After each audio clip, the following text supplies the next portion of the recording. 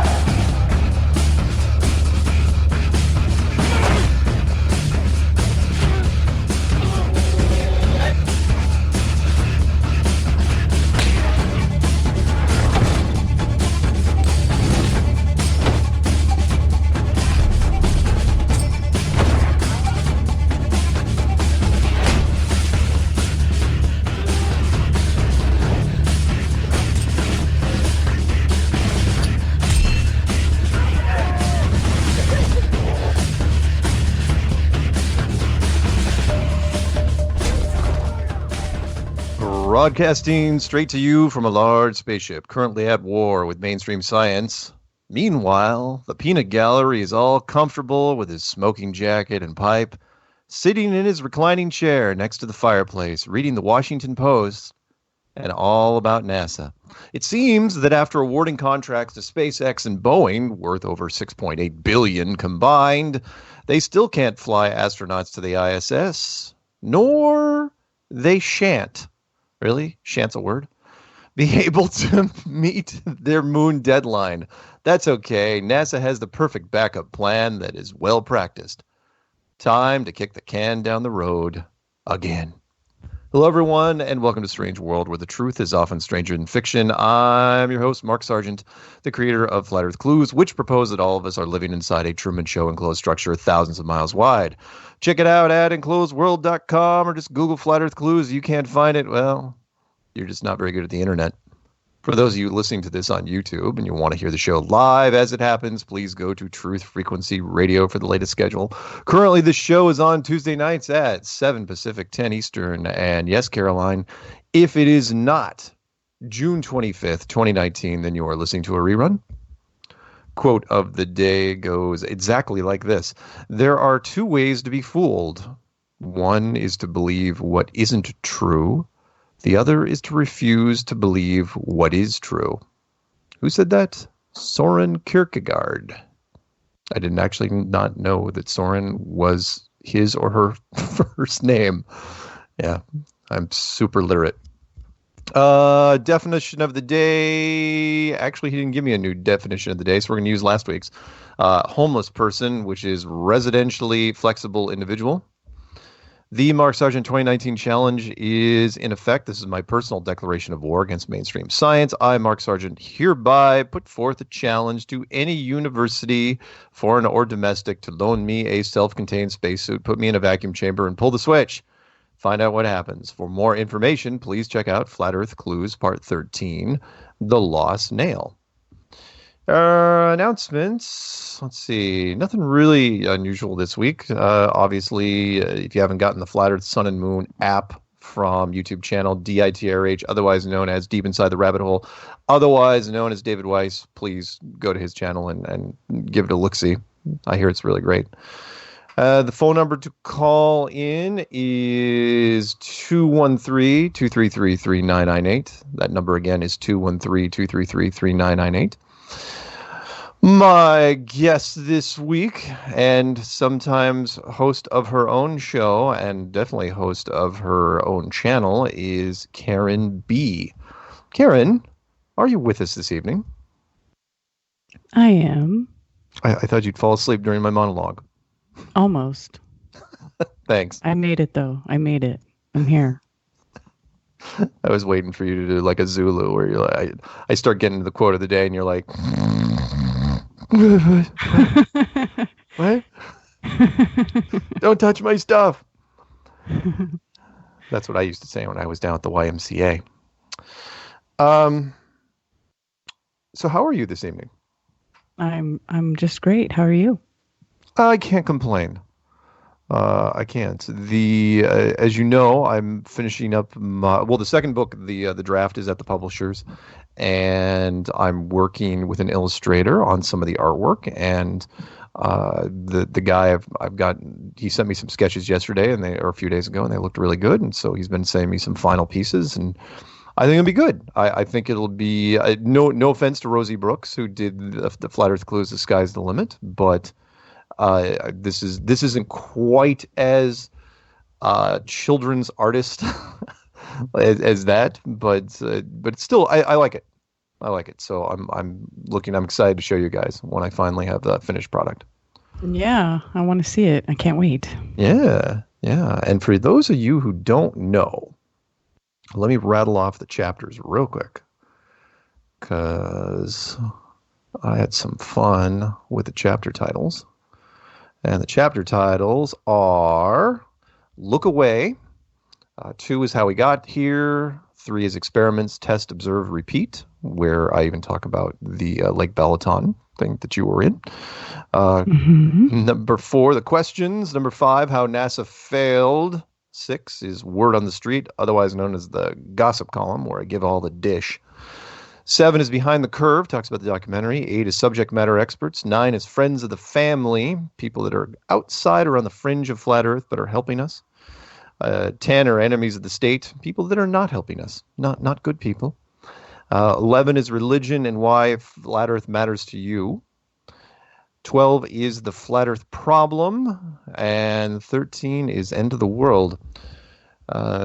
I had really a lot of fun with 12 and 13, especially when I got to The Flat Earth Problem, especially since, as you know, YouTube has been coming down on a whole bunch of people recently. And did you see the Googles? They were accused of something recently. Did you hear this? Did you catch any of this on the news? It sounds familiar that they're accused of manipulating search results. Could it be? Well, yes, that they do all the damn time. And I don't want to pick on them too much because they are a private company, and so if they want to change their definition of fair use and how they feel about fair use and how their legal department decides to deal with, that's fine. It's your company. You can do what you want. I mean, it's not a public company. It's not a government non-profit type thing. No, they were accused.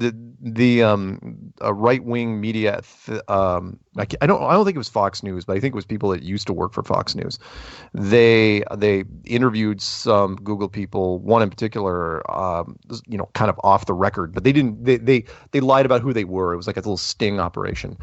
And Google and this Google exec said that they were going to, when the election comes up next year, that they're going to make sure that there's no foreign involvement, that there's no, from what I gathered, if again, because of course the Russians fixed the election, right? The last time, that they're going to stop any mass uploads of videos that are like pro-Trump if they come from out of country. And it was very, very interesting. It's like, really? Well, why are you picking on him? So I don't vote, but I thought it was very interesting because they were caught dead to rights. Oh, I'm sorry. The point was when this right-wing outfit decided to, I know I'm being kind of vague, because I don't know all the details. I suppose I could look up the article again. But when they put the they posted videos on YouTube about this, right? Well, what do you think? What do you think happened? Yeah, YouTube tore them down like really, really quickly because you're making videos against YouTube and Google, the parent company. So Yeah. Yeah. Well, then, I mean, I can't believe we've got all this hype that's happening about next. Oh, there it is. Project Veritas. Project There we go. Veritas. Yep. Project Veritas. Um, we've got all this hype about next year's election, and we're still a year and a half away. I've never seen anything like it, where people are already crying foul, calling the election illegitimate, and it hasn't even happened yet. And I was like, Right, what? it's not even close to happening yet. Yeah. No, not even close. It's like it's still 2019. And they're already saying that that if Trump wins, it's a fraud. Yeah, they're already saying. In fact, they're already blocking. I mean, it's really, honest to God, it's not a good thing when Google comes out and says that they're going to do whatever they can to give the Democrats an edge, to stop, basically. Again, where was again? I don't vote. I don't vote either, but it makes me want to go vote for Trump in 2020. just to do it. Yeah. Yeah. I was just, it just blows my mind. It's like, really? I mean, this Russian thing's not going away.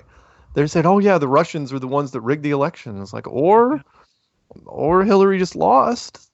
It could be that Hillary just sucks. I mean, She's just an evil monster. Well, and I go, so who do you vote for? Yeah. Do you vote for the monster or do you vote for the reality show sideshow?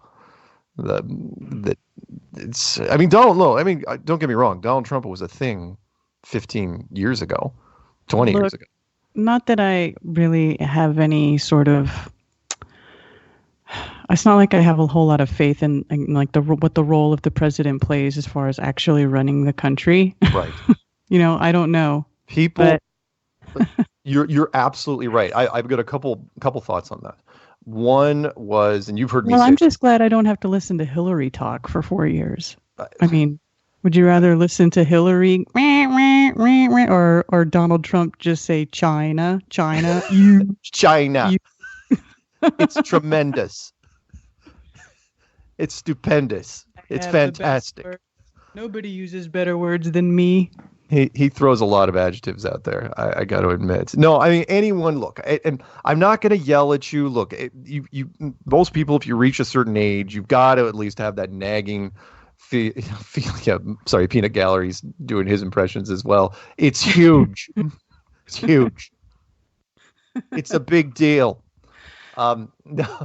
No, most people know that if you get to be a certain age, that your vote probably doesn't matter. I know I'm not supposed to say that in a democratic society. It's like, look, just don't vote because you're not voting for anything. It's the illusion of choice. The fact that we've come to a state in our civilization, or at least our country, where people identify by who they voted for in the election. Yeah, on a federal level, and it really doesn't mean. I mean, on a local level, I think there's still some. There's still something to voting locally, like within your county or your state or whatever, but maybe even the state, I don't know.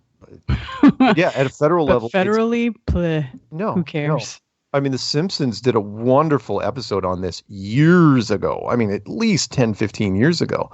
It was the Kang and Kodos episode where Bob Dole, this shows you how far back it goes. It was Bob Dole going against Bill Clinton, and they both were aliens. And even at the end, when the aliens took over the planet, people were identifying by which alien they voted for. It was killing me. It's like, come on, the last president with any power, and I like telling this story, you've heard it, with any power was Eisenhower. Plain and simple. That was the last president with any power. And the only reason he had power in the first place is because he had military power before he became the president. He was the 5-star general, and he was the head of the Allied forces during World War II. And did I ever tell you the story about Area 51? You hear that one? I don't know. Go ahead and tell it. So, you want to. I do. I really do. So, Eisenhower found out in the 1950s, that's when he was president, during the Ike years, I like Ike, that Area 51 was built out in Nevada, out at Groom Lake, and it was done pretty much without anything going across his desk. And so he gets on the phone. He calls the base commander out there, and he says, "Yeah, I'd like to come out and take a tour of the place." And they said, "No, sorry, you don't have clearance. You're not high enough on the food chain." And that should right there tell you something about the president, when the president cannot tour certain secret military bases. And this was back in the day when we didn't have a lot of secret military bases. And so he takes a little offense to that because of who he is. He says, "Yeah, here's what's going to happen. I'm going to call some of my friends, excuse me, out in the 1st Army Division. And we're going to come out there and we're going to take a tour of this place. Or you could just let me come out." And they said, "All right, fine, you can come out with a small contingency and tour the place." And that was, him threatening to pull some strings. Now, would he have actually done it? Yeah, probably. But that was it. He was the last president with any sort of authority whatsoever. The next one after him was JFK, who tried to exercise some authority. Didn't go so well for him.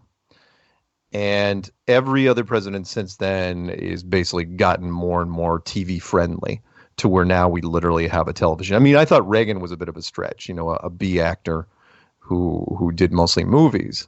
But bringing in Donald Trump, I mean, that's just blatant. You're giving the people what they want in terms of, oh, we want somebody that we can recognize in television that has some sort of history. And the first rule of power, this is for you, which is stay hidden.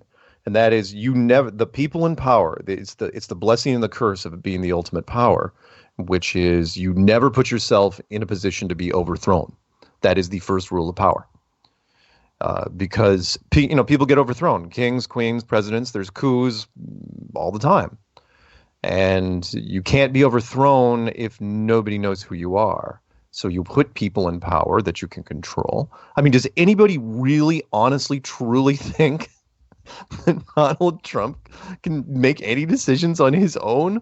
Oh my God. Mm-mm. No, I always say, like, the people that are really in charge, you don't see those people. Nope. You don't see them. Never see them. One of my favorite movies of the 80s was Dead Zone, with Christopher Walken and Martin Sheen, and there was this great scene where there was this flash forward in the near future where Martin Sheen, as the president, was going to become president of the United States, and he was going to single-handedly walk into a living room, grab the special briefcase, and order a nuclear strike, and start World War III. And back then, of course, everybody's like, "Oh yeah, the president could actually do that." Nowadays, it's like, you are super naive if you think the president can actually, has his finger on the button. It's not the case. The president literally cannot do anything along those lines, ever, ever, ever. So, anyhow, yeah. How did we get off on? Oh yeah, the Donald Trump and the election. Mm-hmm. Because that's and super Google. important. And that's all the media is going to talk about. The Democrats are going to try to impeach him all the way up until the election, and then they'll keep trying afterwards. I'll say that I enjoy how much President Trump pisses off the liberal people. I love that. I get a kick out of that. If you haven't watched it, people get so triggered. Have you watched the first 20 minutes of Michael Moore's last movie, Fahrenheit 11/9? No. Oh my God! If you know what, I'm gonna forward you a link to it during the first break, which is coming up. I didn't even know it was a thing. Where Michael Moore made this though basically after the Trump election. At 11/9, it was the election night, and it started out with this massive montage about how every Democrat was just laughing. They weren't just saying that Donald Trump was going to lose. They were laughing, kind of like we get laughed at. Mm-hmm. Flat earth, whatever, right? And they were just saying, everyone was saying without a shadow of a doubt that he was going to lose. Yeah, there will not be a President Trump. Yeah, I saw so many people saying that. He's not going to be president. It will never. Ever. I mean, some of the best analysts in the game, and they're not giving him a snowball's chance in hell. And then all of a sudden it starts changing that night. And Michael Moore, I will say this, he's got a hell of a skill in doing a montage. And when that pivot, that moment started changing, the mood started getting somber, then people start panicking. Kind of like when you're watching your favorite team on TV. It's like, oh, it's going to be a blowout, and the other team's hanging in there, and they're hanging in there. You're going, well, you guys gotta do something. You gotta do something. And then they lose. And the tears and the utter shock of it was just, I mean, it is worth it. I think I watched it like 5 times. And again, I don't vote, but it was so great to see people that were so convinced, we've got a stake in that. So convinced that it was going the other way, and it wasn't even close. Wasn't even close. And Peanut Gallery's been commenting pretty much nonstop. Hang on. Reagan was not a B actor, he says. All right, fine. He is no Bruce Campbell. Well, nobody's Bruce Campbell. No one sees the Peanut Gallery. I'm looking forward to the first Democrat debate Thursday. It should be funny. And Colbert cried after the election. Yes, he did. He honestly broke up. He wasn't the only one. There weren't a lot of guys that cried, but he was one of them. And have you been following any of the Democratic race at all? Nope. There's like 22 candidates right now. 22? It's absolutely it's a freaking parade. It's a grade school classroom. I mean, it's everybody, because everybody, that's not a good sign, by the way. That means are they just throwing a whole big ton of shit at the wall to see what sticks? No. It's the other side, which is that everybody's so weak that everybody thinks they have a chance. It's like, hell, if this person thinks he's getting in, and everybody sizes up each other's egos. I mean, yeah, of course, Joe Biden, is the front runner, which I just don't see it. I don't see him doing anything against Trump in that regards, because he's got the personality of a cheese sandwich. So yeah, 22 candidates. Yeah, the debate. I mean, it's going to be I can't wait to see like who drops first and who the final 6 are. It's like, really? None of you have a chance. You don't have a chance. You're already saying that the election's fixed already. You're already saying, okay, when we lose, here's how it's going to be spun. What? Oh, I'm sorry. Peanut Gallery says 24. There's actually 24 candidates. Good God. I know, which means that the average Democrat could not even name all of them. So that'll give the talking heads on TV lots to talk about for a while, I'm sure. Yeah. I just can't stand any of that stuff. I know. They're all full of crap. I agree. Crap, and none of them give a shit about us. No, they don't. They just want, I mean, they all, it comes with perks. I'll give you that. Even though, I will say this, if you're a puppet, if you're, the ultimate president of the United States is like the ultimate puppet out there. It does come with some neat perks, but you got to give a lot of speeches. You're shaking hands and doing photo ops all the frickin' time.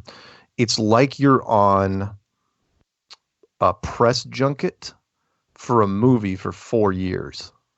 You're just going to frickin' dinners and traveling and landing and 2 years in, you're thinking about re-election. You got to politic again and shake more hands and read speeches. You don't even write the speeches. You just read the prompter and. No, they have speech writers for. I knew a guy who wrote speeches for Bill Clinton. Oh, yeah. He is a funny guy, but yeah, he used to write his speeches. No, presidents don't write those speeches. All those quotes by presidents, none of them wrote that stuff. Yeah, it's true. Somebody else wrote that. It's true. It's a fabrication from second one. There's nothing real about the persona, the perceived image, the power. It's like, oh, it's the most powerful man in the free world. No, he's not. But if you say it enough times, people believe it. That's why people were scared back in the day, way back when like Dan Quayle was vice president, and people are going, it's like, oh, he's horrible. Because everyone keeps thinking about the assassination factor, which is like, well, if the president dies, this guy becomes president. Mm-hmm. And now they realize no president's going to get assassinated ever again. So they just picked the VP. I mean, I keep forgetting the vice president. Up until this year, I kept forgetting the vice president's name. Because he's just not there. He's just a freaking wallflower. Yeah, you never hear about that guy, do you? Nope. Nope. Still hearing a lot about old Biden, though. Yep. You keep hearing about Biden. And you haven't seen, yes, Old yes, pervert, thank you, Peanut smelling Gallery. little- Peanut smelling Gallery little says girls. Pence. Yes, I know it's Pence. But yeah, but the average people listening right now may not even know who the vice president was. Well, But maybe not. one more thing before we go to break, and then we'll take calls after the break. By the way, phone number to call in is 213-233-3998. That's 213-233-3998. Which isn't it interesting though that even though the Democrats lost the last election, and Hillary was, it's like, oh, it was fixed, right? If it was so fixed, that why didn't they run her again? Why didn't they put her back in the ring? Rematch, title fight. Yeah, Round two. give all her loyal supporters a chance to get her in that office. Yeah, To break that glass ceiling. Yeah, if you're so angry, why aren't you putting her? Wasn't even considered. It was like, nope, not even going to talk about it. And I just, yeah. So it's like, okay, well, that was your best shot exposed before. her good. I got it. Her real good. We know The what what? she's about. Yes, The Clintons. she's- We know. Everybody knows. she's a whole nother conspiracy. They're disgusting, evil people. But by the way, if it was me, if I was on the Democratic side, let's say I had some real pull, I would absolutely go the other way and go, all right, you brought a reality television star. I'm going to bring, not because I'm a big fan of his, but George Clooney would have been a hell of a guy to go up against Donald Trump. Because then we're going to, to entertainment versus entertainment. Or seriously, I'm not kidding you. Or Oprah. Why not get some actors to play them roles? Why not? Exactly. George Clooney as president, or Oprah as VP, or vice versa. There you go. Why the hell not? Oprah's got a massive following, a huge legacy when it comes to entertainment. Why wouldn't you put her in there? In fact, she was thinking about it for a while. Not anymore. She's not even there. All right. Anyway, enough of this. We'll come back and transition to something else. Those people have too much money they don't care. They don't care. They don't care about. What do they get out of it? Yeah. If I you're don't Oprah, we'll talk about Oprah when we come back. All right. Anyway, 3 minutes, guys. Call in when you can. We'll talk to Karen B and me and talk about whatever you want. We'll pick up 905 when we come back, and then 530 and everybody else. Word.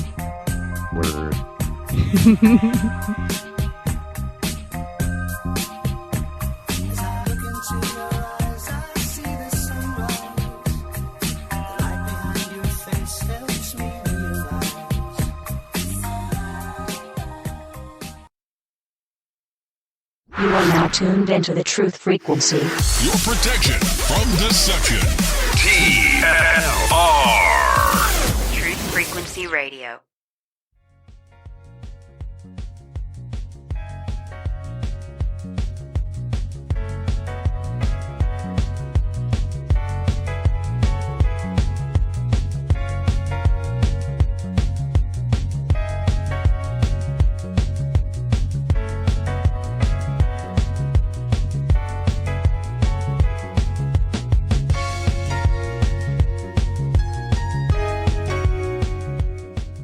Welcome back to Strange World, part 2 of 4. And yeah, I know the song is out of place. It's not the end of the show. It's only the second segment. But yes, that was Joe Jackson stepping out from his album Night and Day. Somehow, when we had all those technical issues a few weeks ago, that song and this was switched with the second song and whatever.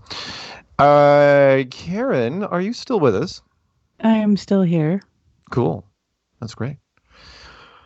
Quick little thing. I kept. We should talk about some of the headlines, but I want to mention first that I will be at the Take on the World conference in Ohio, August 22nd through the 25th. I'm going to be going to the Gather Festival and speaking at that September 12th. That's in Stockholm. That's in the middle of the UK conference. I'm going to be in the UK from the 7th all the way to the 16th. Coming right back and turning around and heading down to Mount Shasta. So I come back to Seattle on the 16th and I leave for Mount Shasta on the 18th, and I'm there from the 18th to 23rd.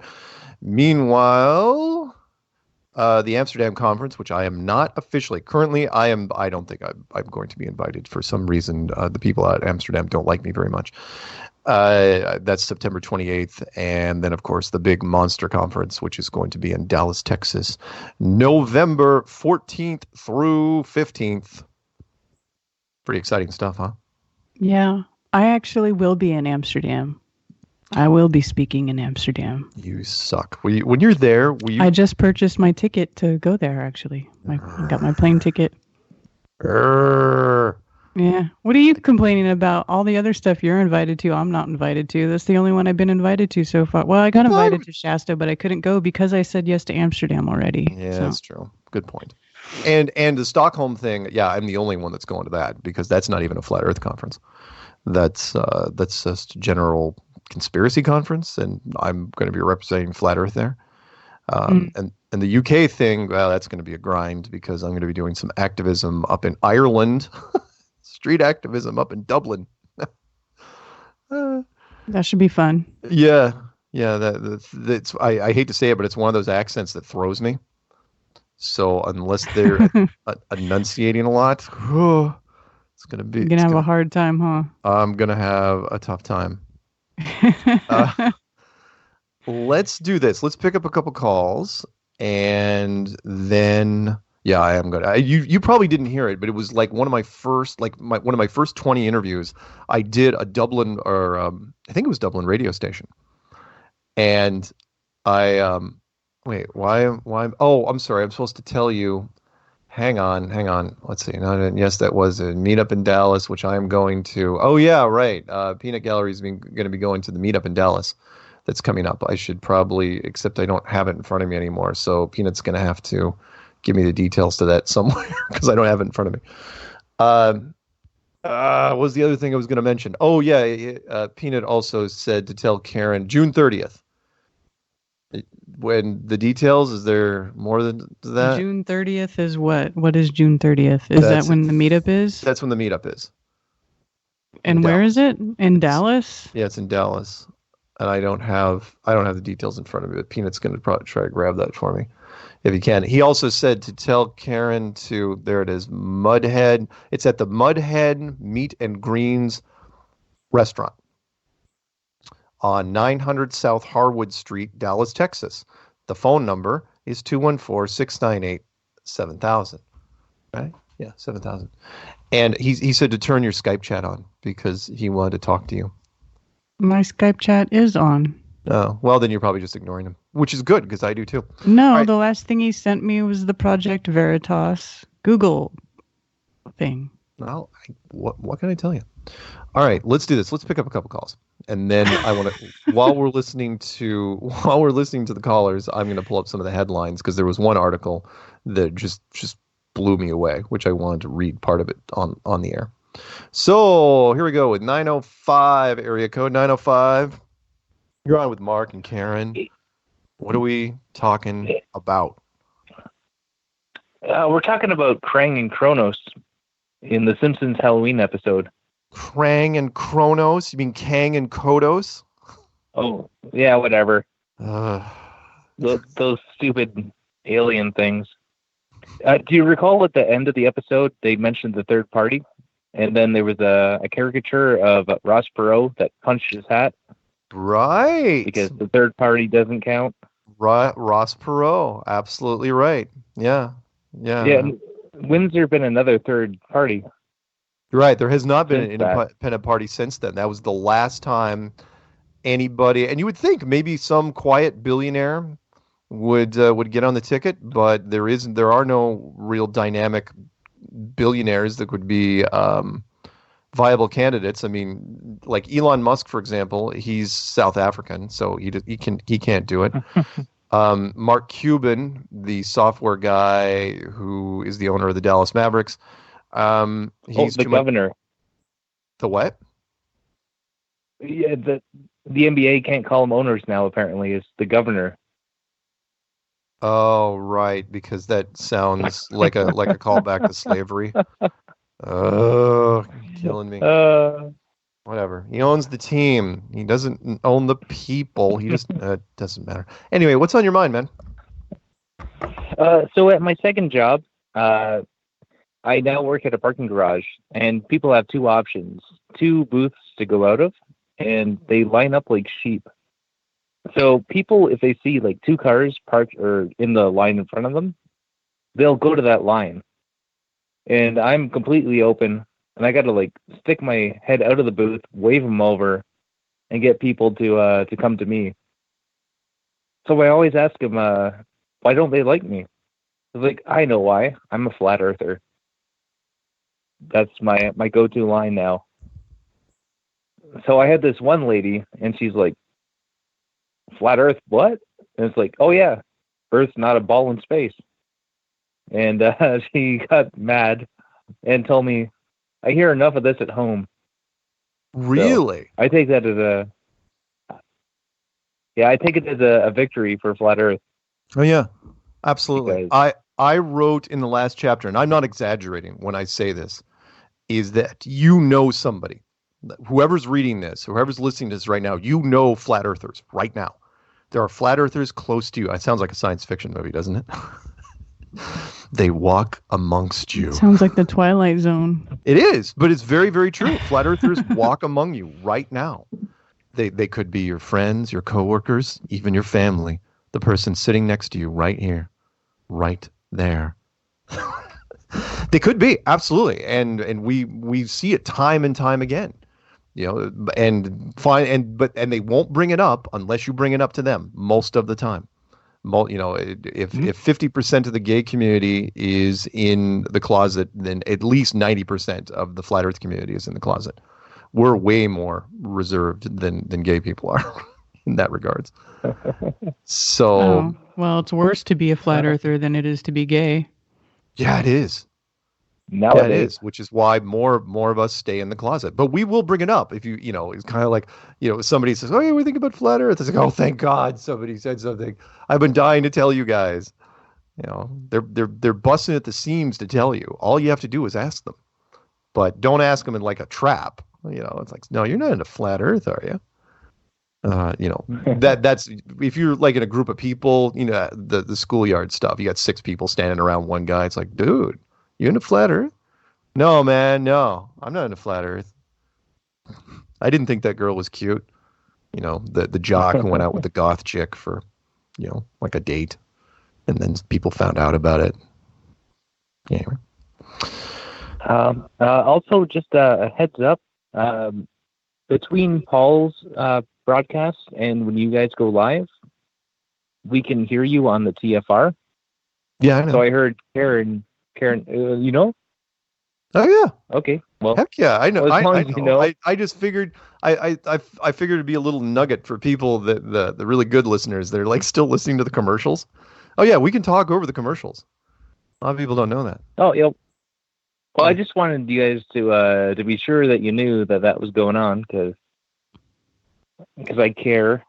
Oh, Mark, so I when I care. slip in something like hot sex, something like that. Are you afraid we're going to say something to each other that we don't think anybody else is listening?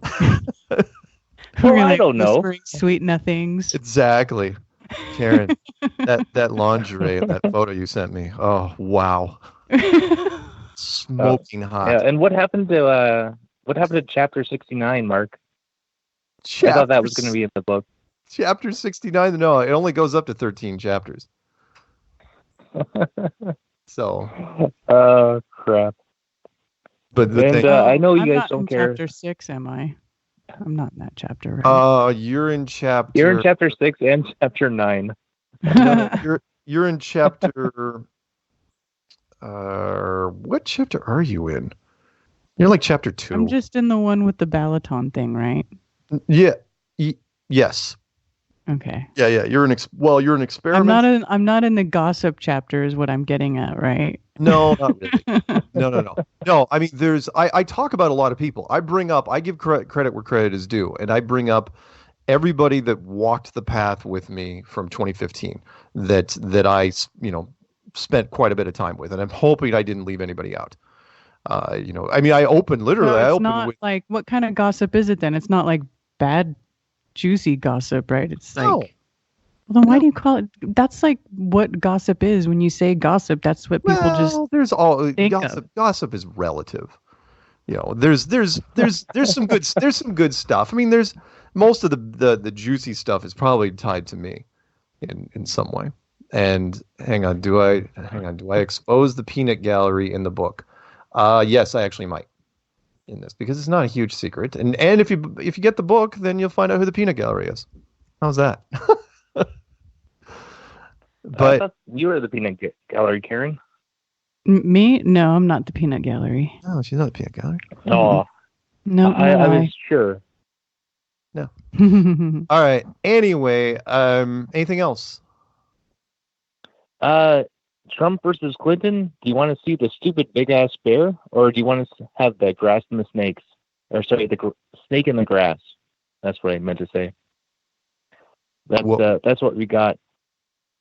Trump is a big stupid bear lumbering in the forest, and Clinton is a snake in the grass. Well, again, yeah. neither of them I have. take Trump. The point is, do they do their job and distract the public with sensationalism on television? Yes, they do. Trump is the finest example of distraction, and the public is just wrapped up in it. I mean, they can't stop. They're totally consumed with it. If you're a Democrat, you're just seething, and if you're a Republican, you're just jumping for joy because the Democrats are seething. That's what everyone's doing right now. I mean, Fox News. Two marionettes. The what? Yeah, two marionettes. They're two marionettes controlled by the same puppet master. There you go. Perfect. One in each hand.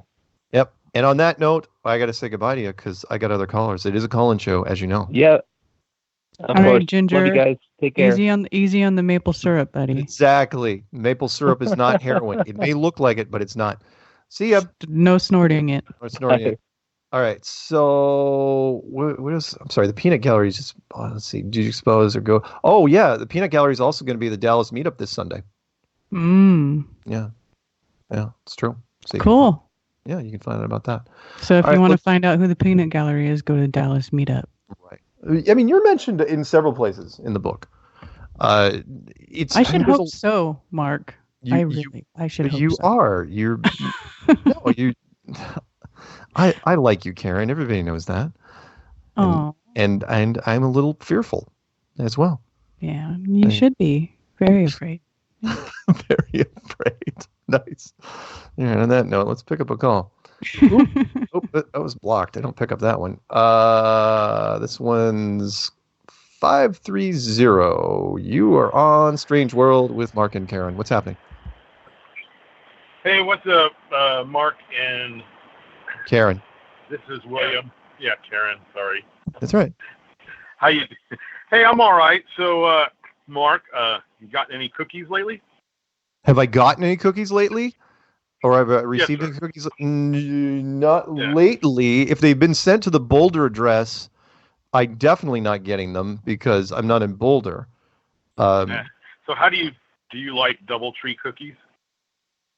Sure. I like just about any packaged cookies. I don't like low-fat cookies because I think it's dishonest.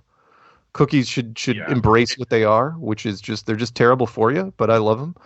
My favorite cookie to date still would be, if it's not homemade, probably just single, not double stuff, but single stuff Oreo. I think it's really, really great. Not dipping in milk. I just like Oreo cookies. So do you guys know why I asked about the DoubleTree cookie, chocolate chip cookie?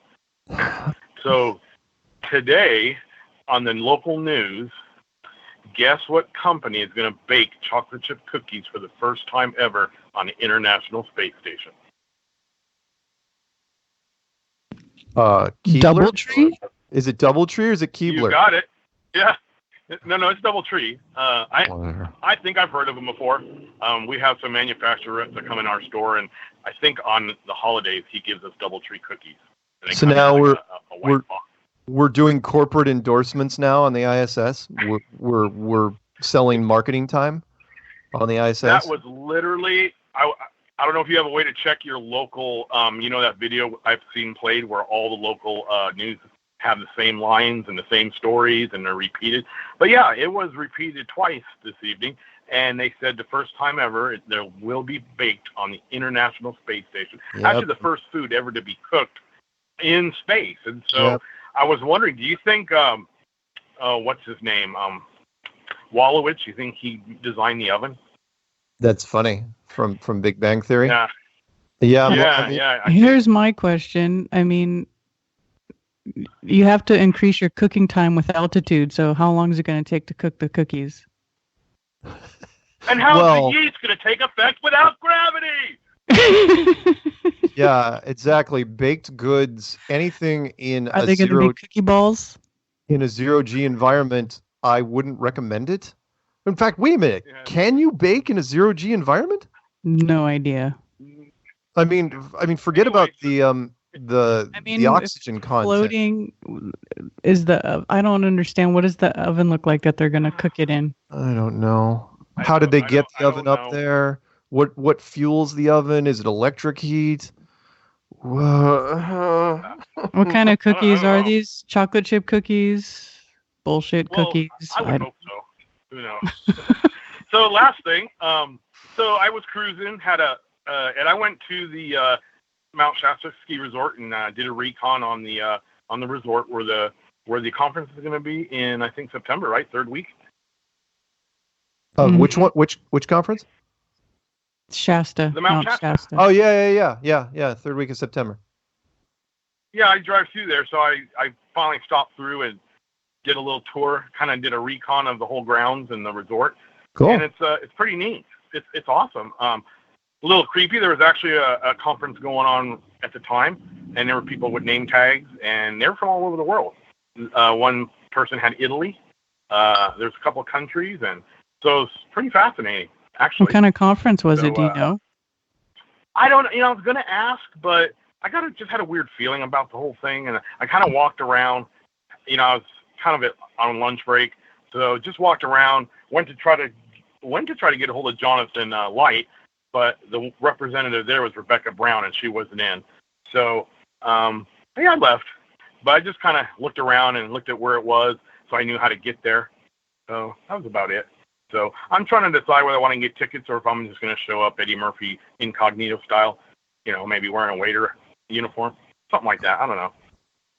And you're going to impersonate being a black man? Well, no. No, but I'm trying to be funny here. No. I mean, if he's going to impersonate Eddie Murphy, I'm going, all right. I don't think you have to go that far. I think just a waiter outfit might work. Does that mean you're going to have random employee in the back? Random employee prosthetics on your face or something? You're just like an old Jew or something and go in there? I can't do those small hats. I won't do that. Won't be doing that small hat stuff. So anyway, but all right. Well, I'm going to let you go. I got an engagement in 12 minutes, so I'm going to let you go. Keep doing what you're doing, and hopefully I will see you third week of September. Right on, man. All right. Have a good one. All right. Keep it flat. Peace out. See you, man. All right, so let's jump right over to 619 area code 619. You're on with Strange World, Mark and Karen and Mark, whatever. It's my show. What is it? Hey, Mark. Hey, Karen. Not much. I was just listening to the show because for some reason the TFR thing wasn't working for me. I don't know if that was just my line or what. I haven't seen any complaints from anyone I'm looking at multiple forums. TFR appears to be working. I think they're broadcasting. Well, but I'll have Peanut Gallery check it out. I'll have Peanut Gallery check it out. Were you just listening? Do you want to say anything, or you want me to put you back on mute?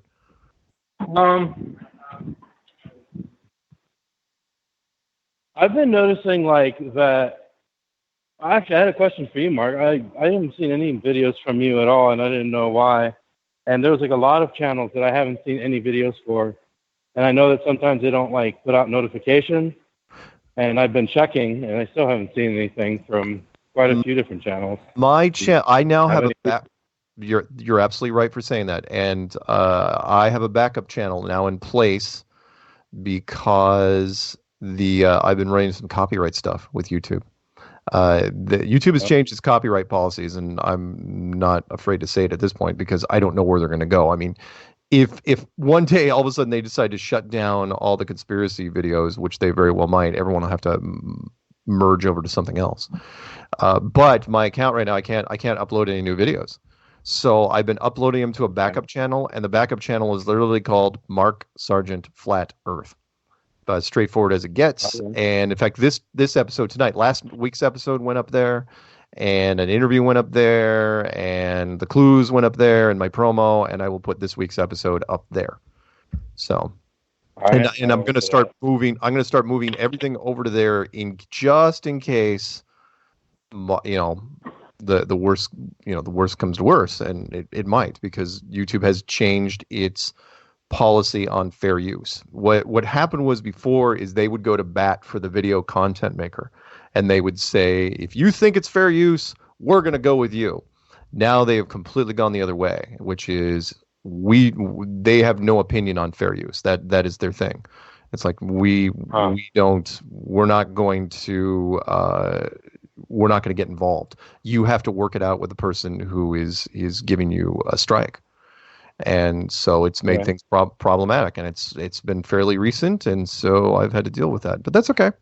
I am grateful for the time I've had so far. Yeah. Do you have any opinions on alternatives to YouTube? Because I've looked at a couple, but I don't know. I want. It's Karen. You got any?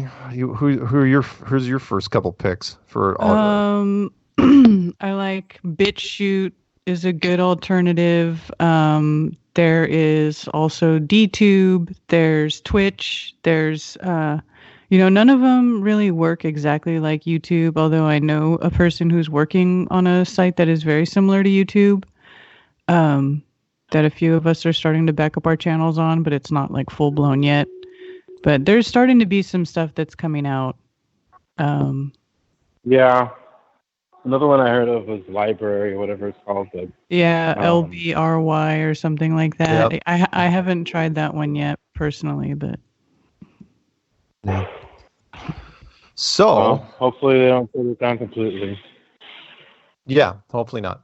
But again, we'll figure it out. So, all right, well, you guys have a good night. All right, I'll put you on mute. Talk to you soon. Thank you. You know what? I'm not going to pick up 832-214-603 before the break because there's only 2 minutes, and I don't want to cheat the listener.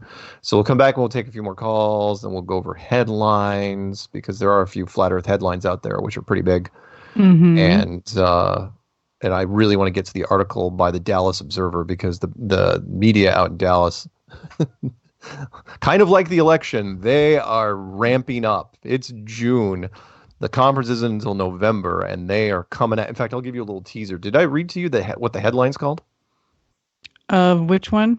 How to prepare for Flat Earth Conference coming to North Texas in November. Oh, yeah. I haven't read that one yet. I need to read that.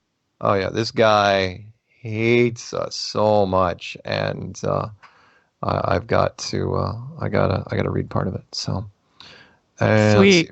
Yeah. What? Let's see. We'll talk about cookies then. No, I don't want to talk about the space station cookies. That's just ridiculous. There's so many. And by the way, didn't we already just talk about the space station cookies? Yeah, we did. Except for that, it's going to be Hilton. Hilton's the one sponsoring this. And it's like, are you really going to send up? Again, that's logistically sound to send up an oven and cookie material, and then because you're going to try to brand your cookies, try to get yourself into the market. Because Nabisco doesn't already own your ass? Come on. It's just another space station headline, but it's going to help us in the end because people are going to look it up, and we've got so much content on the internet now that anyone that looks up ISS is going to run into our stuff. So, hey, thanks, Hilton, for helping us out. All right, phone number to call in, and we will pick up some calls on the other side of this is 213-233-3998. That's 213-233-3998. I'm here with the lovely Karen B, and we're talking about Flat Earth and just about everything else. So stay tuned for about 3 minutes, and I'll try not to whisper sweet nothings to Karen during that time. Maybe I will. I don't know. I'd really like it if you did. Hey, baby. You live around here often? I live around here often. Oh my God. Truth Frequency Radio is your number one. You are now tuned into the truth frequency. Your protection from deception. This is Truth Frequency Radio.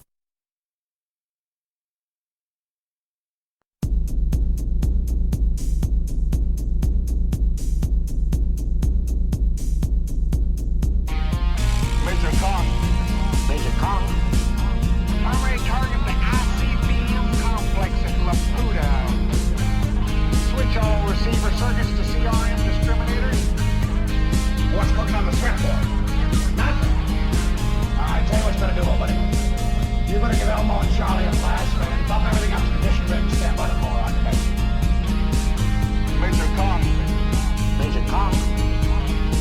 Hey, what about Major Kong? Clear and plain and coming through fine.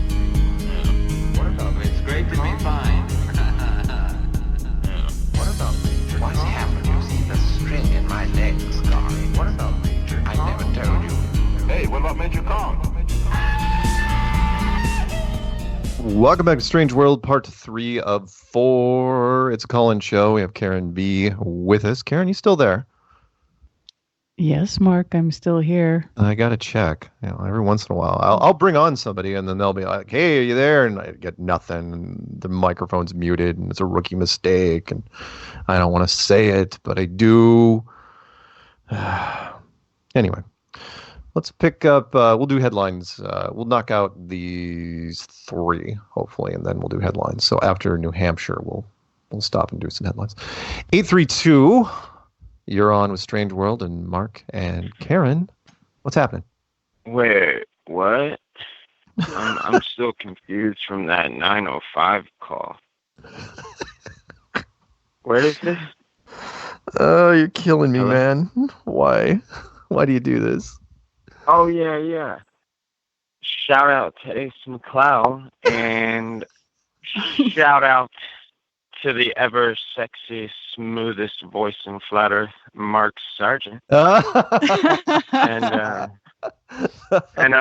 what's up, Karen? Hey, Ace McCloud.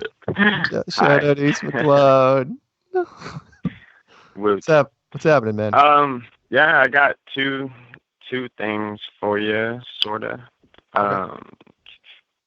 Yeah, I mean, so one, I'll get to that in a minute, but just a little thought. I don't know, just something to think about with this whole gravity thing. I don't want to discuss it or anything like that, but just take a car. You've got objects laying around, or let's say you took one of those density towers, right? Right. And you turn it sideways. Right. Now, when you slam on the gas pedal, everything's going to go to the back of the car. Yes. And also that density tower is going to separate into its layers.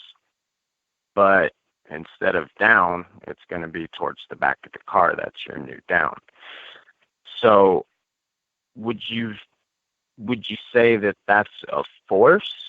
I mean, it is, but here's the deal. You can't see it. Right. Nobody really knows what it is. It's kind of hard to put into words, you know what I mean? But we know it's there.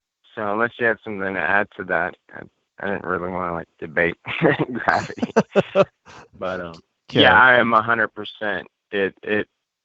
There is something that causes down. Sure. So I think everyone is just scared of the word gravity. But yeah, we just don't have another. We just don't have another word for it that's easily thrown around. Well, gravity is the right word. I think. Sure. I mean, arose by any other name. Gravity doesn't necessarily mean mass attracts mass. That's just some crap added on. Whenever somebody brings up, and I was talking about this yesterday, when anyone ever brings up gravity to me, I pretty much dismiss it right off the bat, and I say, okay, you can't use gravity as how you prove the globe because science doesn't know what gravity is. You know, Neil Tyson, the most famous man in science right now. I don't care if you love him or hate him. He's still the most famous man in science. He's said many, many times, which is, we can't tell you what gravity is. In fact, he doesn't even like talking about the subject. He goes, we can't tell you what it is. Aaron, you're going to let your co-host hog the show? I'm the co-host? Oh, my God. No, just messing with you. No, it's okay. I mean, you break your no, but yeah, gravity, we can only tell you what the symptoms are. And so when he says it's a magical molecular force that pulls things to the center of a ball, I said, great. For me, it's a magical molecular force that's pulling things straight down. It's a push. And now take it into the car. What is that magical force going backwards? Yep. You know what I mean? Oh, yeah. It's all the same. Yep, I agree.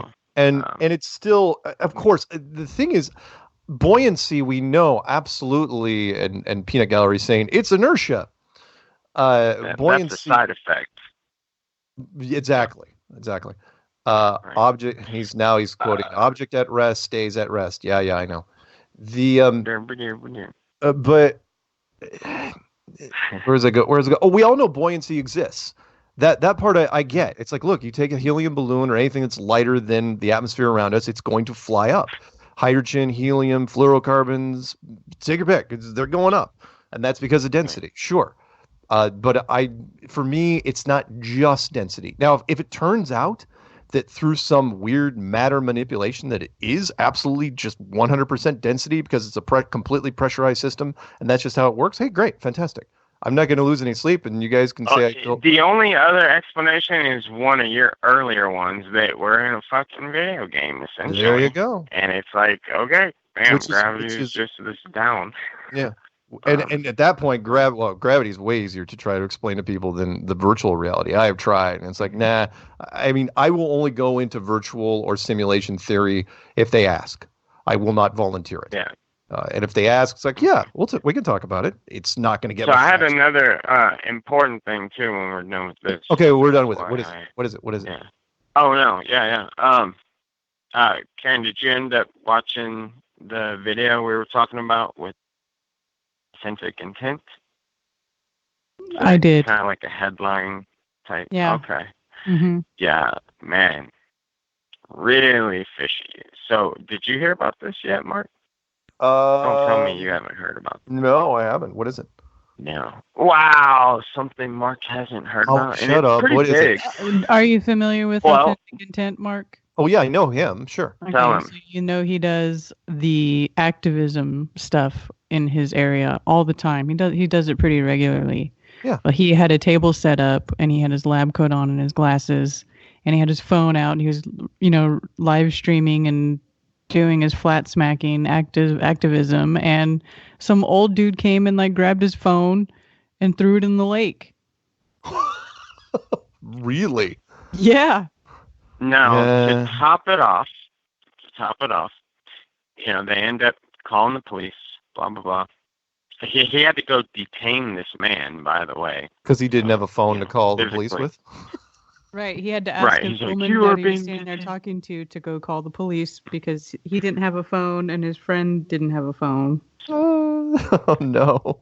And it's all caught on video, everything. So now, let me ask you this. So, in this kind of a situation, obviously that guy, what is that? Is that a assault even? Or it's at least vandalism? It's something. You're probably going to jail, right? Vandalizing personal property, yes. Yeah. You're probably going to jail. Check this out. The guy that threw the phone got a ride to his car. Nothing. No jail. Nothing, right? Yeah. Josh got a freaking citation for disorderly conduct. Yikes. Now, this sounds like some kind of weird setup. I mean, one might call it a conspiracy. I don't. Sometimes law enforcement, especially local law enforcement, they are tied to some silly rules. I'll give you a perfect example. I was driving, getting onto the freeway with my girlfriend at the time, and I saw a guy in the middle of the frickin' parkway. Air quotes. Yeah. Yeah, he was picking up luggage. He was dodging cars and picking up luggage. And I'm going, what the hell, right? I'm looking at him, staring at him, going, where'd he park? And then all of a sudden my girlfriend goes, look out, right? And he had parked in the accelerator lane, which was about, 30 yards in front of me. And I was already getting a good head of steam going. And so I just slammed on my brakes and I ran into his truck, the back of his truck. He was literally parked in the accelerator lane. There was no curb to pull over to. He was parked, in this merge lane. And we call the cops. The cops show up and they write him a ticket, for dropping luggage out of the back of the car, whatever that ticket is. And then, my car's in a mess, and so we get towed to the auto body place and the cops give me a ride to the auto body place so I can, drop it off. That it was in the evening. And we're at the door and as soon as she got me out of the car, she holds me up and she goes, oh yeah, I got to write you a ticket just so you know. And I go, what are you talking about? And she goes, well, you hit a parked car. Hey, Mike. What? Real quick, I have some time-sensitive information. Okay, what is it? It's now 11:11. Just FYI. Dun, dun, dun. Anyway, thank you. The point was, you got a ticket. She wrote me a ticket for hitting a parked car, and I was going, what are you talking about? I go, it was parked in the accelerator lane. She goes, doesn't matter, it was parked.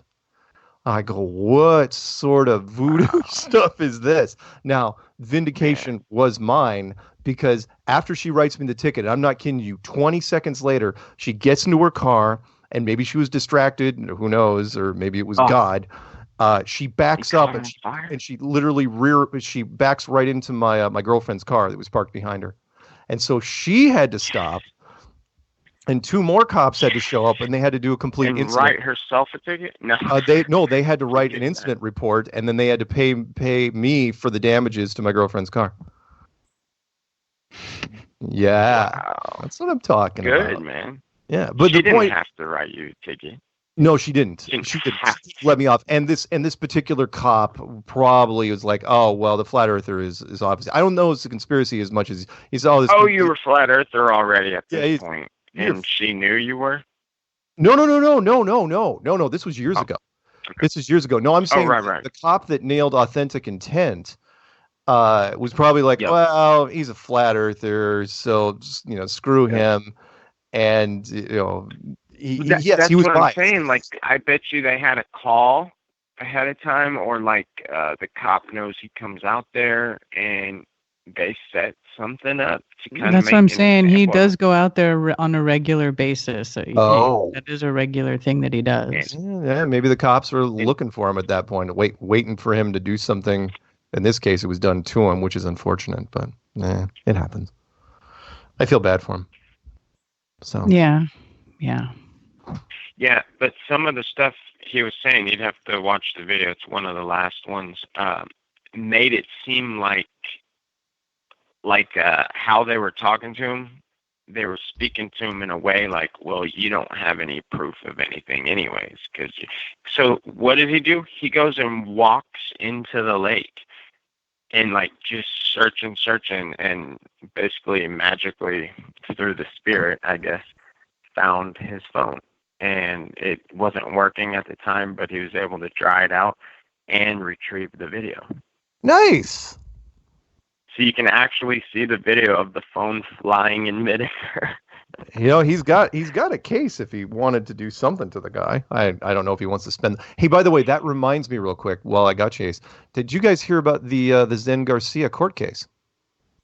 Yes. Yeah, well, I know he won, but he won? Yeah. And now the guy is appealing. So for those of you who don't know, Zen there's been quite a few people that have put out money challenges for Flat Earth. And Zen put out a thing. It's like, if you can prove the globe to me, I will give you $15,000. And he had it. He actually had it. And some guy came to him with stuff and it wasn't good. And Zen said, sorry, not good enough. We're talking about Zen. He's as honest as a day is long. And the guy said, nope, I won. I want my freaking money. And he sued him. He took him to court. Do you know what the guy did? Tried to do for proof? I do not. What? He made a freaking computer model. Oh boy. He made a model in a computer and tried to say that was proof that the Earth was a globe. Wow. Oh, he Mick Wested it. Yeah. Yeah. Exactly. Yeah. So the guy, so Zen won, which is amazing in itself. I mean, that's awesome. I'm sure the judge was like, "Yeah, I'm staying out of this thing." It's like, "Yeah, you didn't prove anything." Man, did they get any of this recorded? No, well, in a courtroom, no. But here's where it gets interesting. The guy's appealing, so now Zen is turning it up a notch, and he's bringing in subject matter experts. And he called me. I only know this because he called me. He goes, "Hey, what subject matter experts?" He goes, I want a surveyor, I want an engineer, if possible." And so I gave him some names, and they're in touch. And he's going to fly him out to frickin' Georgia and, go against this guy for the appeal. Zen wants to leave nothing to. Yeah, man. And guess what? And it might sound frivolous to, especially Globers, like, what's the point? But no, this is the kind of stuff that makes headlines. Yeah. Kind of like Mad Mike's stunt. Stupid little stunt, but man, worldwide. Speaking of headlines, let me end on this. Worldwide. Yeah, there you go. Speaking of this, Karen knows, but I don't know if Ace knows. Did you know that we made the cover of Newsweek last week? Who? Flat Earth. No, what? Get out of here. Yeah, I'm staring. You can go to Newsweek.com and look at it was the issue just last week, and it's literally called. Karen saw this. What to read this summer. It's Newsweek, and it says it's this giant globe on the front. It's a cartoon. It says the Earth is round, but the flat Earth movement is growing, right? And that's written on the globe. And then off to the side, it says science deniers are spreading false ideas about climate change, vaccines, and more. Can we find a way to push back? I'll send it to you if I get a chance. Or Karen, drop it to him. Wow. If you've got him in Skype, drop him the thing, or I can do it. But it's absolutely amazing. And yeah, this was Newsweek. One of my little goals was to make the cover of Newsweek, and we did it. So this guy went to the Denver conference and wrote up this scathing article. He hates us, not as much as this other guy, which I'm going to read after the break. But yeah, so I've been sending it to. Yeah, go figure. Out of all the things. Shout out to Brian Stavely. Hashtag Mandela Effect. My goodness, there's some good ones these days. Yeah. Yep.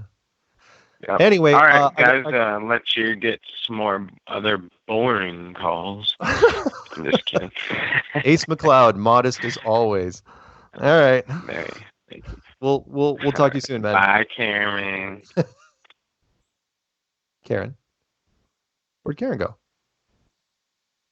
Sorry, I was muted. Bye. Okay. Hi. All right, let's go to. I felt like I was alone there for 1 second. It's like no, I didn't leave you. I'm still here. It was like the rapture. All right. People say it's like, no, Mark, you'll be taken in the rapture. I'm going, I don't think so. I am guilty of a lot of things. I don't think I'll go. All right, let's go to 214 area code 214. You're on with Mark and Karen. What's happening? Hi, Mark. Hi. This is Chris Pontius. Chris Pontius! How's it going, man? Hi, Karen. Hi, Chris. How are you? I'm doing wonderful. I'm glad you answered the phone because I had some cool news to tell everyone. Really excited about the new map. David Gordon, Rocket Stove Dave, he was passing through town and stopped for a couple of days, and he said he was really good at with a paintbrush. Yeah. And I've been trying to get this a new map done using the real pretty colors showing the forests and the deserts and all that, but getting all the proportions right, like that are on the Gleason's map, with hand painted ocean and some really good detail in there. And then we use the Mercator map, the ancient Mercator map, with the passageways that around the North Pole, instead of a big ice blob that I had in the middle. So I'm really excited about the new map, and I redid the website today and have a nice picture of it. And then another thing that's really cool is a video of the new Orgonite models I made. Right. Everybody's familiar with the Orgonite. Mm-hmm. Yeah, they just really, I didn't realize how cool they looked when you backlight them from behind. and they just kind of sit there and glow and gives the whole model a whole new look. And also the way the light bleeds up through the orconite around the sides kind of upwashes under the dome. So when you look at it sideways, it almost looks like the Aurora Borealis is inside there floating around. It looks really cool. Nice. So I was able to get a really good video of that, just a 1 minute one posted, and I posted on the website with the new map. And I'm really excited about the meetup this weekend. That's right. As a matter of fact, Peanut Gallery was just mentioning that he's excited to meet you this Sunday at the meetup in Dallas. All right. Yeah. Well, I'm with all the attention it seems to be getting, and thank you for announcing it last week on your show. Hopefully, quite a few people from around North Texas will show up there. I hope so. The Farmers Market is a really cool place. There's lots of room, plenty of places to park down there, and then lots of restaurants and places to mingle. Hopefully, we won't have any more horrendous rainstorms or thunderstorms, but they seem to be kind of passing through town pretty quickly. But Peanut Gallery also wants me to mention to you to bring some of your, and I'm going to take credit for some of these because I was the one that initially proposed the idea. You know those just the discs that you sell, just the flat discs with the map on them. Yeah. He wants to buy one off you. So wherever you go, you should.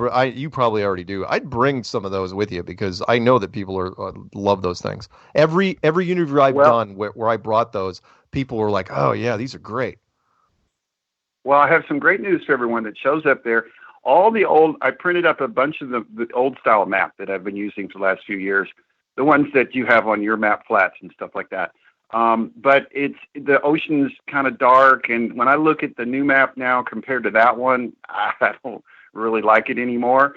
And I actually have some printed up, and I'm going to be giving them all away to everyone for free. Oh, nice. Yeah, just show up, and I'll have all different sizes, and just pass them out because I'm not going to be using those anymore on the models. And also, I have two 32-inch models that are mounted in the side of the van with the old map on there, and I'm going to get those replaced this week. Because the new one has a really pretty blue ocean color. It matches the van better. Nice. So.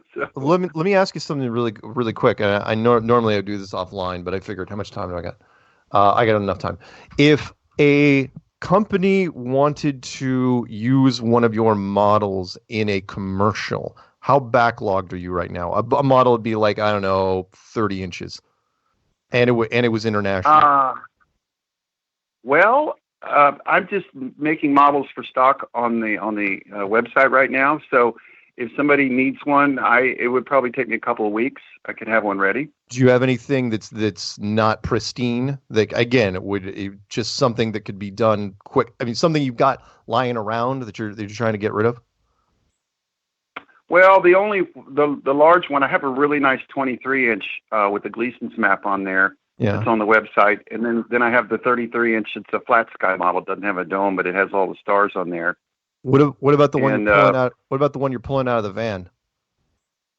Oh, actually, those, yeah. I would have to make a frame for it, and I could actually use the old domes from the other one. So yeah, I have a dome and a map. Just have to make a frame. So those could go together actually very quickly, just in a few days. I will let you know because I'm going to be talking to them on Thursday afternoon. So, and I knew I read the script on what exactly they're trying to do for the commercial, and I was like, oh man, they're going to have to build a model from scratch. And I'm thinking, you know what, Chris could probably has something that would be 10 times better than whatever they're going to try to create in their back room. Well, we're going to do that. They just have to have the new map. I have the 3-foot master map that I'm using for all the prints now. All right. But another fun project. Somebody, I will put you in touch with them. If it happens, I will put you in touch with them. Just so you know, 2 things. One, it would have to be in their possession by no later than July 10th. And if they were going to do it, and they're in Australia. Lord. Oh, well, that's the challenging part. Oh, no pressure. I'm just saying that's why whatever it is. Well, if they have the money, if they have the money to air freight it over there, we could be done. Probably. I don't know about. That's what I'm thinking. These guys, I don't think they're going cheap. I think they're actually going all out. So just I'm giving you fair warning. So in case you had something that you were just like going to give to somebody, it's like, no, hold on to at least one piece that these guys may, at least for a week until I can figure out what they're going to do. We'll do that. Right. Two more quick things here. I wanted to tell everybody about one more project that's in the works. Is somebody guys crowdfunding. I quoted about $9,000 to build a 4-foot aquarium model that has real fish in it with the oceans. Wow. And so that if he wants to put it in a science museum or a local place where everybody can see it. So we're working on that, and then I'm finally going to try to get the first the coffee table thing I've been talking about the last couple of years. I've been so busy building models and filling orders, but I'm really excited about the new coffee table, which I should have ready here by the end of the next month or so. Nice. So, a big shout out to Ace McLeod and everyone else that. Why? Why do you encourage him? Why?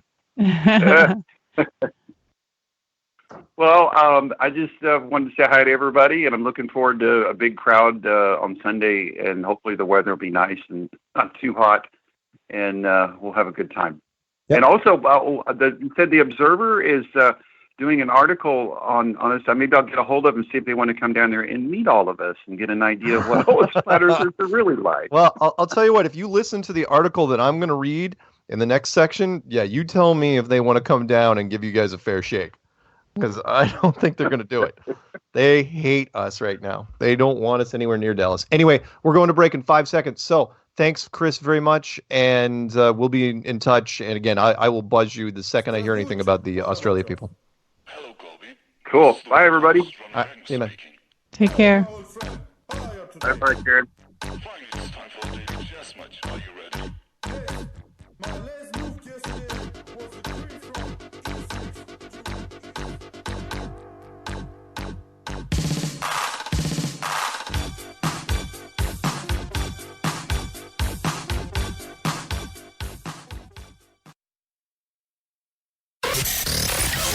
Real people, real radio. Initiating the truth frequency. This is Truth Frequency Radio.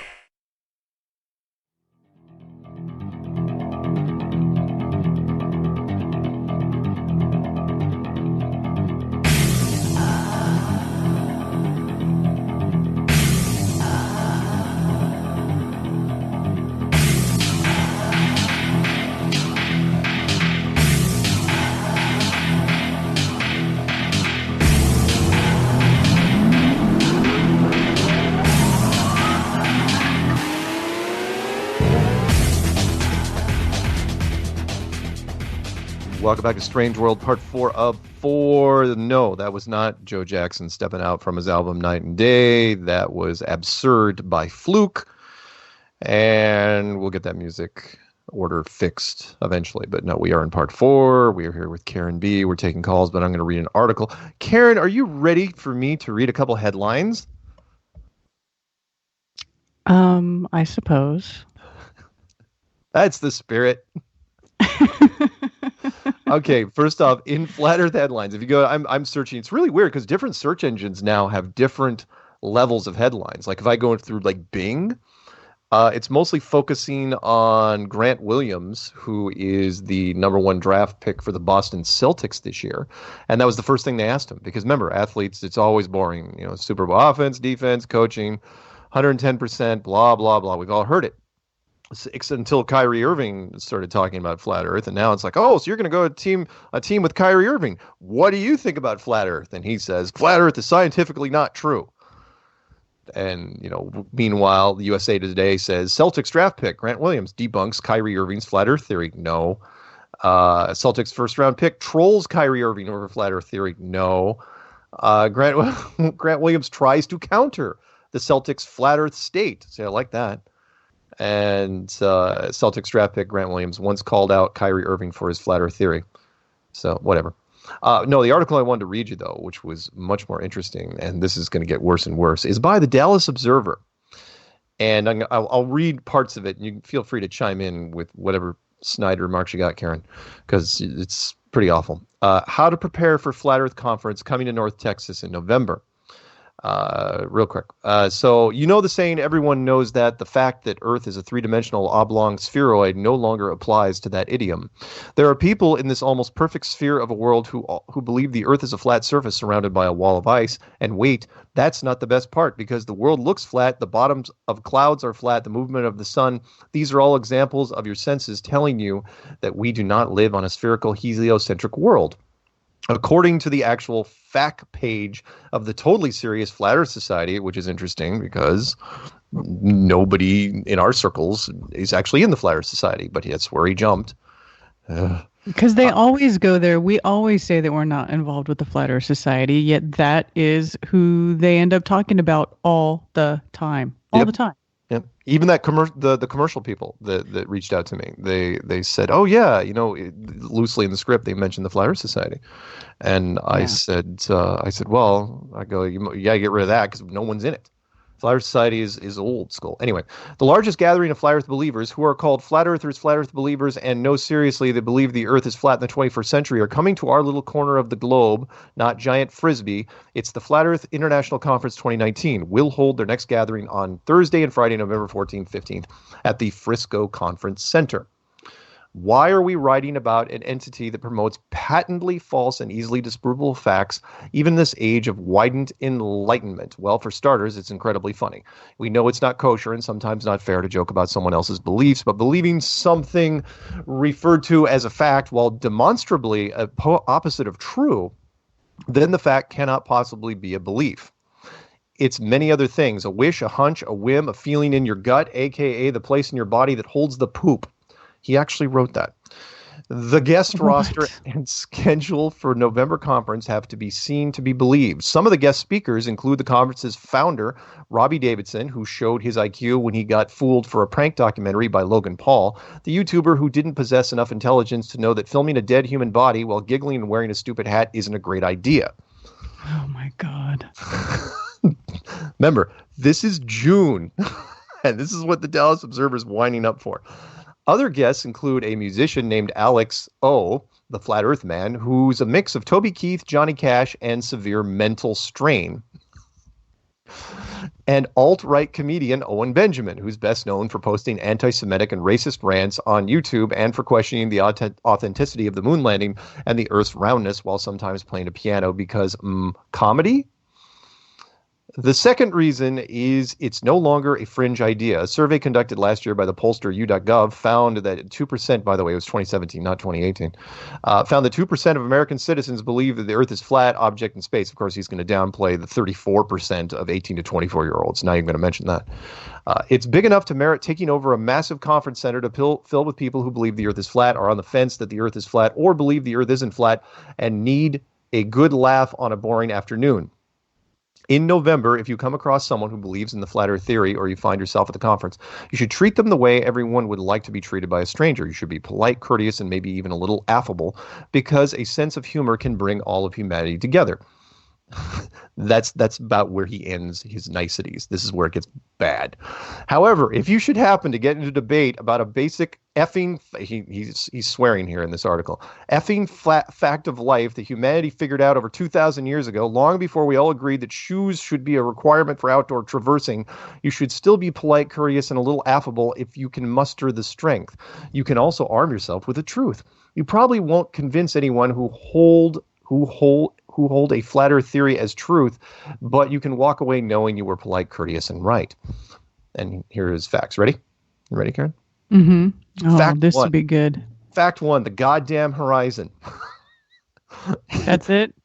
If the Earth was actually the universe's biggest drink coaster, as the conspiracy theorists claim, then you wouldn't be able to see objects sink into the horizon. When a ship moves away from someone over the vast ocean landscape, or if a person is on a ship moving away from a solid object, both will eventually sink out of view. Is the ship sinking or, gasp, is the landmass sinking into the ocean? No, it's showing you that the Earth is a freaking curved, according to one of many NASA astronomers. Yes, because that's who you want to believe. The United So States this guy wants to sit here and talk about how stupid we all are, but he thinks that you can see the curve of the Earth by standing on the edge of the beach. Yep, he does. If the world was flat, the object would Fail. just get effing smaller and smaller. And it does. That's okay. Then again, if it was some self-proclaimed scientific geniuses, would probably theorize that the objects are actually shrinking because we all have Ant-Man superpower, but the government doesn't want you to know about it. 2, the big effing sun and goddamn moon. Some believers in a flat world will tell you that those big bright spheres in the sky that appear every day and every night are proof that the Earth is flat. How? I have no idea. We've read about a dozen poorly designed web pages claiming these heavenly bodies are conclusive proof of a massive cover-up and now have a massive headache.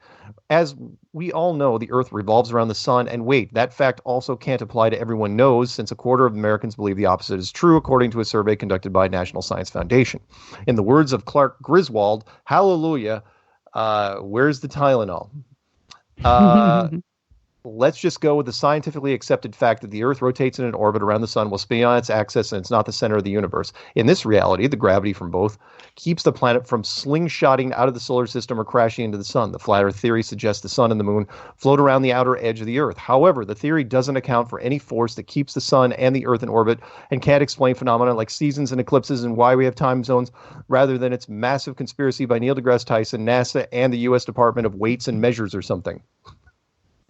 The sun's massive size is also more than 100 times Earth diameter, but would have to be considerably smaller for a flat Earth where we'd either crash into the moon or fry like crispy human fritters on a hot skillet. So unless I slept through the great moon crash of 1989 or the deadly human fish fry of 92, and it's possible because I always slept in on Saturdays as a kid, then there's no way I could account for them.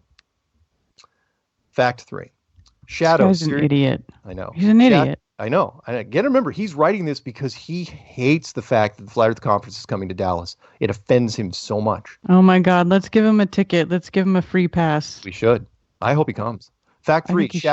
Shadows. Seriously. Effing shadows. If the Earth was flat, sundials wouldn't work. And we know some flat Earth out there is trying to say something like, we don't use sundials to tell time anymore. We use our phones, Apple Watches, and clocks on our radios, stupid. The point is that people lived before a goddamn D, I get it, were able to figure out that the Earth was curved just by studying the angle of shadows produced by a straight object. Aristophanes, here we go. Oh, man. Was able to figure out the circumference of Earth way back in 240 BC just by measuring the angle of the shadow and using basic math, according to National Geographic. See, he's just regurgitating everything. If the Earth was a flat plane, the shadow of an object sticking straight up perpendicular to the Earth would cast the same shadow in the same direction and shape all over the world. The only explanation for the flat Earth theory is some kind of LSD overdose or mistaking a hit of acid for Flintstone's chewable vitamin tablet. Last but not least, fact 4. It's only one paragraph. They will never admit to the truth, so hell, just give it up. If flat earthers need a fourth fact to disprove their theory, then they are just clinging to belief for some psychological reason that may seem bizarre, but is more human than anyone might like to believe. Just make up an appointment, fake a communicable illness, or start talking about your improv show that you'd like to invite them to so you can politely get the F away from them. Don't be like me, though. Just do it politely and courteously. Would you like me to tell you? So just so you guys know who this is, his name's Danny Gallagher. He's been a regular contributor to the Dallas Observer since 2014. He has also written features, essays, and stories for MTV, the Chicago Tribune, Maxim. I saw a picture of that guy. Well, I'll be honest.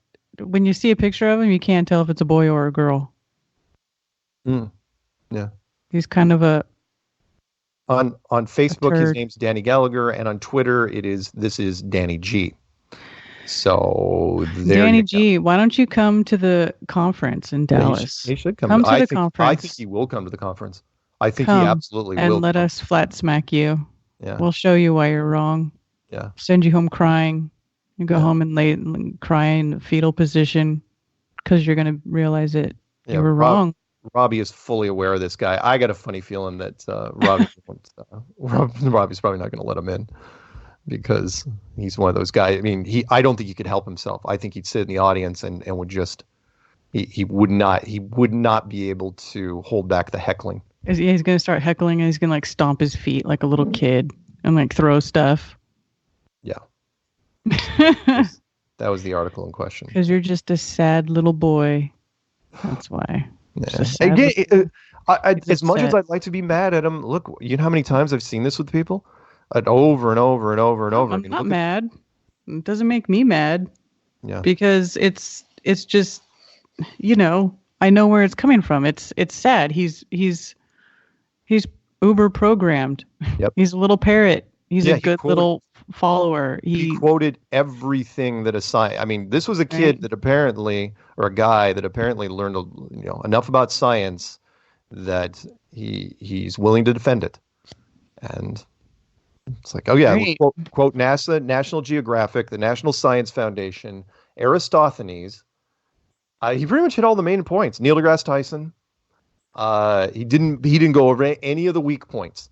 He only did the stuff that he only did the brainless, like, automaton responses. Like, those are the ones that they always go to, and they're stupid because they want to make it look like flat Earth is stupid, so they don't give you an actual argument. They just say something really dumb like, oh, we could see ships go over the horizon, duh, Earth's a ball, it's patronizing is what it is. Yeah. And for me, because I've been doing this for a while. Yeah. It just kills me because, like, if you actually think when anyone ever tries to bring up sticks and shadows to me, first off, I say, well, sticks and shadows is absolutely relative. You know that. It also works if the light source is really, really close and really, really small. That's the first thing. And the second thing is sticks and shadow argument. You've already lost 75% of the audience that may be listening to you. Nobody knows the sticks and shadow argument. They barely know ships going over the horizon. And that's all, which is why most people lean on NASA, which is I still come back and I say, well, NASA didn't invent the globe in 1972. We knew a long, long, long time before that. So how do we know? Which is why I love using that George Orwell quote that he wrote in 1946, where he said, look, you go on the street and ask anyone why it's a globe. Everyone will say, oh, we just know. Duh. They get angry. It's like, how do you know? Because in 1946, NASA hadn't even been invented yet. Nobody had. Sorry, go ahead. I said that's right. Because NASA didn't come till the late 50s. Yeah, 58. So how did everybody know in 1957 that the Earth was a globe? How did everybody know? And they stare at me and I go, they didn't know. They were told. It's a big, big difference. And then in 1958, they showed it to them. Well, in fact, they didn't even show them in 58. They waited all the way until 72. You would have thought they would have had a better shot. A full disc shot before 72. 12 years, really?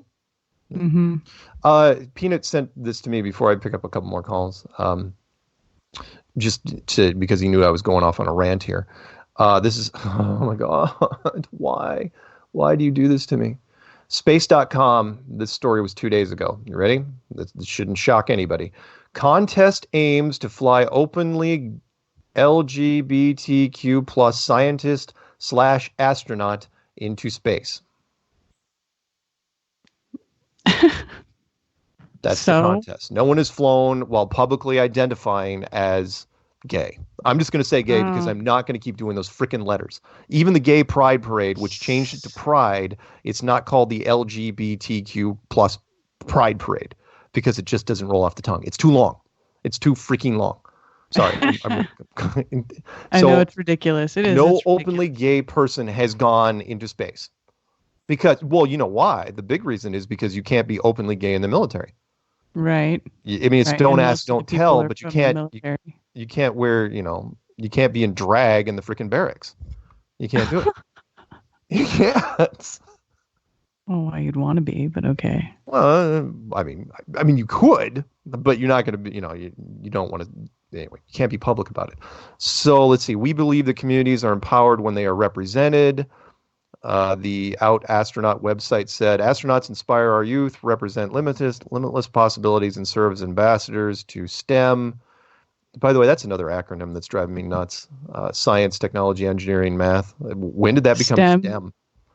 Yeah, it's been STEM for a while, but yeah. Yeah, but I mean, do you really want to use that with the whole stem cell thing? Isn't that kind of, well, I don't know. Stem cells are good things, isn't it? Isn't that good? I guess. The winner of the first phase will receive full tuition and travel expenses to attend the Advanced Polar Suborbital Science in the Upper Mesosphere Academy in October at Embry-Riddle Aeronautical University in Daytona Beach, Florida. Yeah. They don't know. They have freakingly, this is just something they threw out there. This is never, I'm sorry, it's going to have to be a civilian, and I don't know. So if you want to go to space, anybody just, say, hey, I'm gay and I want to go to space. They'll send you up there. Yeah, but it's got to be government approved. And I'm sorry, there's a lot of old politicians out there that, America makes heroes. Our astronaut program's full of heroes. So, I don't know. Hey, great. Go, all God's children, hey, great. Go for it. I don't think anyone's going to make it to space, but watch me be proved wrong on that one. I mean, who cares? Why does it even matter if there's anybody who's openly gay and went to space? Who cares? It's a thing now. We're everywhere. No one's ever been openly gay and been the president of the United States. We and need there's a only gay president. there's only been one. Look at professional sports. There's only been one openly gay professional football player, and he was drafted literally the last draft pick on purpose, and he was cut after the first season. Yeah. So, all right. You know what? Let's change gears, and then we'll. All right. Did you see the other article though that I sent you? Let me see. Have you talked about that one at all? Russia is aiming to have the baby space race. Moscow scientist vows to ensure the first child born in space is Russian, but admits she is struggling to find volunteers for the project. Come on, Mark. Take one for the team. Why don't you help this woman make a baby for space? I don't think that's the volunteer she's worried about. I think there's lots of guys that are willing to do that. I think a woman doing it. It's not real. No, she admitted that so far that Russian cosmonauts have refused to donate sperm obtained in space for scientific study. Oh, that's Russians, though. They're no, they got. I don't want to go into the whole Chernobyl thing. The impressions and appearances' sake, they're. Yeah. Anyway, tell you what. Let's pick up a call, shall we? That's a good article, by the way. Thank you. So yeah, I'm infuriated in multiple ways now. Really, you guys, it's just another space beat. That's all it is. Let's talk about something that's never going to happen in space. Mm-hmm. Like, I don't know. Let's get the basics out of the way. Like, why we haven't gone to the moon ever again? Why haven't we? It's almost like it's like a one of those things. It's when you get a fortune cookie and they tell you, add in bed at the end. Just add in space at the end. Yeah, add in space. Sex in space, gay people in space, baked goods in space. Yeah. That's basically, yeah, you're right. It is a fortune. Everything. That's in space. Everything that we do down here, just like, but we're going to do it in space. Now we're going to do it in space, even though we haven't done anything in space. Have you ever distilled water? Have you ever distilled water in space? Oh, God. That's so stupid. Kills me. I'm sorry. It's just ridiculous. It is. It's absolutely ridiculous. All right. I'm going to pick up a call because this may be the last call tonight. We'll see. And because it's 8:45, you know what I got to do. Ready? Here we go. Mm-hmm. Start spreading the news. I'm leaving today. I want to be a part of it. New York, New York. That's what I'm talking about. My vagabond shoes. I was going to start off snoring because you said you were making fun of me before the show even started. I heard you talking to Karen. That was funny. You were like, I just figured you'd be like Zulu and snore. That's why Ginger's man. We can hear you talking, right? Too funny. Oh, and I voted for Kang. You voted for what? For Kang. Oh, Kang versus Kodos? Yeah. Yeah. Ginger fucked that all up. Oh, man. And that guy, that article you just read, you know what? I fucking quit. That's it. It's the horizon. How stupid are we? Yeah. Oh, my God, these people. Where did they come from? Never would have thought of that. Nope. No one would have ever. He's like, I was just gonna say, he's like 3 years too late. Yeah. Everybody does it. It's funny. like they forget. It's like because we didn't look at that. Nobody looked at that. Everybody missed it. I know. It's horrible. It really is. And I'll believe those space stories when they tell me they're sending an Eskimo to space. Thank you for that. Yeah. That's when I'll buy that crap. Oh my God. Ridiculous. Hey, I have a quote for you. Oh, okay. I have one for you. Well, you don't have it for me. You have it for Peanut Gallery. All right. It is, why are things... It's for Karen. Why are things so heavy in the future? Is there a problem with the Earth's gravitational pull? Who said that? Doc Brown. Doc Brown from Back to the Future. That's awesome. That's a good quote. What is with this? It's so heavy. That was good. That's a joke that goes all the way back to 1985. Anyway, what you got? Oh, yeah. I got a quote for you. Okay. A man who envies our family is a man who needs help. That's Lisa Simpson. I think it's kind of relevant to our family. You know, we're a little batshit crazy, but I love all you guys. We're great. Shout out to Ace McCloud. I don't know if we're that much worse than other groups in some ways.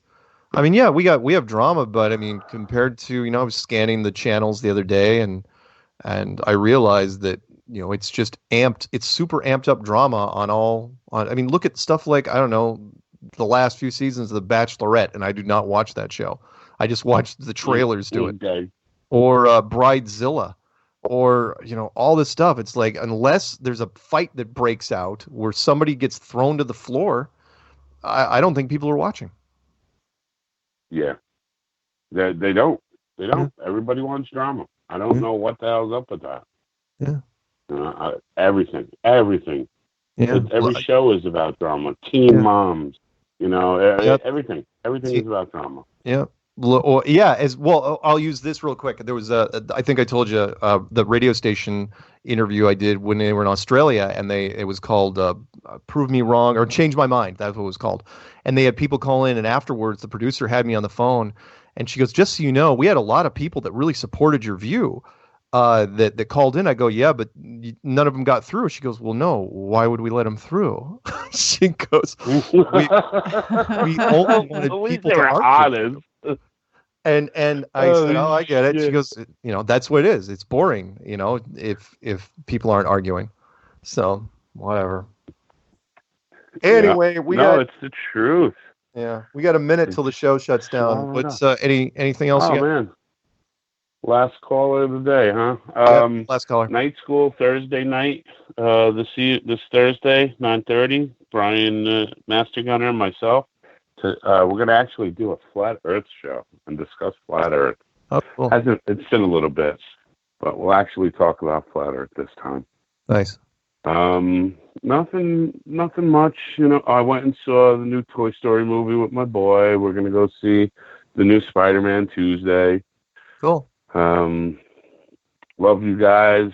You're awesome, Mark. Peanut Gallery's awesome. And of course, the amazing Karen B. I know. Mm-hmm. I don't think there's anybody like that woman. She is just so awesome. Wow. And don't get me wrong. We have a lot of awesome women, ladies in our group, friends and stuff. But Karen's a badass mama. That's I think what I like the most about her. Shut your mouth. Don't take shit from anybody. Yeah, exactly. Shut your mouth. I'm just talking about Karen. Yeah, just talking about Karen B. Yeah, we love you, Karen. Everybody does. Screw those troll assholes. Yeah. Oh, I love you guys They're too. losers. Yeah. All right, I think I'm going to title this episode Flat Earth Makes Cover of Newsweek. So thank you guys, and I'll be here next week. Same flat time, same flat channel. Yeah, you never know. Karen might be here too. She might be a mainstay before it's over. All right, see you guys. That'd be fantastic. Love you guys. If you keep whispering sweet nothings to me, I might keep coming back. Right on. Oh, that could work. Wait, that's fine.